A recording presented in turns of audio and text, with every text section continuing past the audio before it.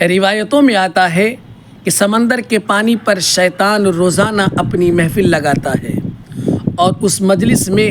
ہر ایک شیطان اپنی اپنی کارگزاری اپنے سردار کو بتلاتا ہے۔ ایک دن کی بات ہے کہ شیطان اپنی مجلس میں بیٹھا ہوا تھا،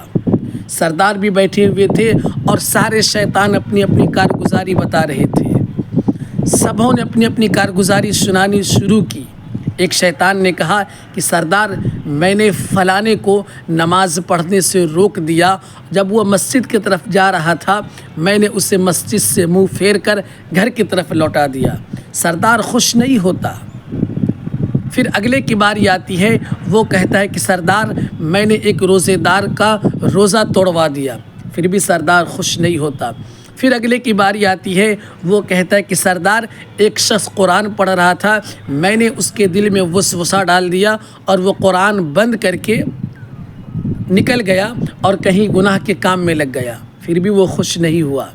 پھر اگلے کی باری آئی، اس نے کہا کہ سردار، ایک آدمی لوگوں کے بھلا کرنے کا ارادہ کر رہا تھا، لوگوں کو نفع پہنچانے کا کام کرنے کی کوشش کر رہا تھا، میں نے اس کے دل میں ایسا وسوسہ ڈالا کہ وہ آدمی بھلا کرنا چھوڑ دیا اور گناہ کا کام کرنا شروع کر دیا۔ پھر اگلے کی باری آئی، اس نے کہا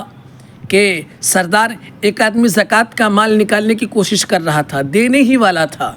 میں نے اس کے مال کو اسی میں رکھ دیا، مطلب کہ میں دینے نہیں دیا، اس لیے کہ میں نے اس کے دل دماغ میں گھس کر وسوسہ ڈال کر ان سے کہا یہ مال تیرا ہے نہ کہ ان غریبوں کا ہے، اور اس نے زکوٰۃ کا مال اپنے گھر میں لے لیا اور خود کھا لیا۔ سردار اس پر بھی خوش نہیں ہوا۔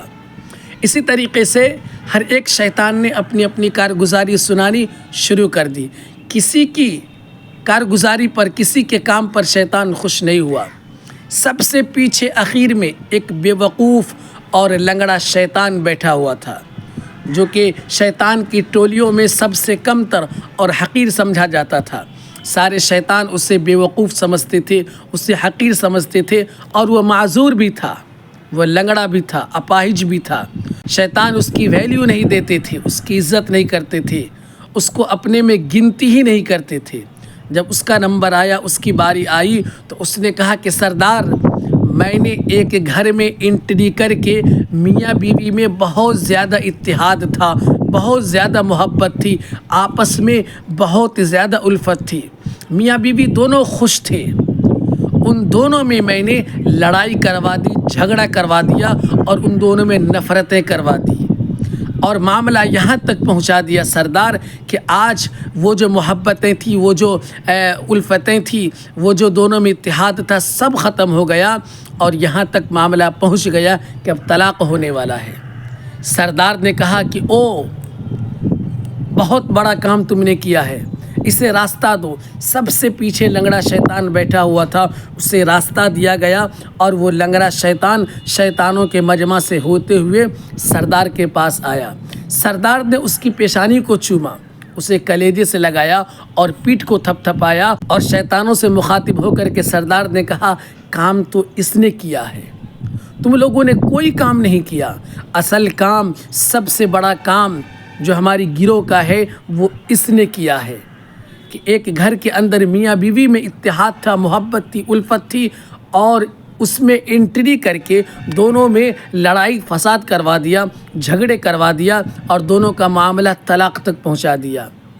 شیطانوں نے سردار سے پوچھا کہ سردار،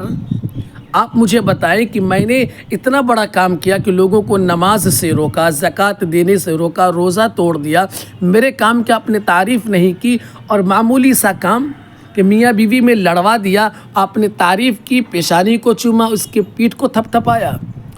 تو ابلیس نے کہا کہ دیکھو، اس نے جو کام کیا ہے وہ نسلوں تک چلے گی، مطلب کہ میاں بیوی میں جو لڑائی کروایا ہے، جھگڑا کروایا ہے، اس جھگڑے کی نفرت اور اس لڑائی کی نحوست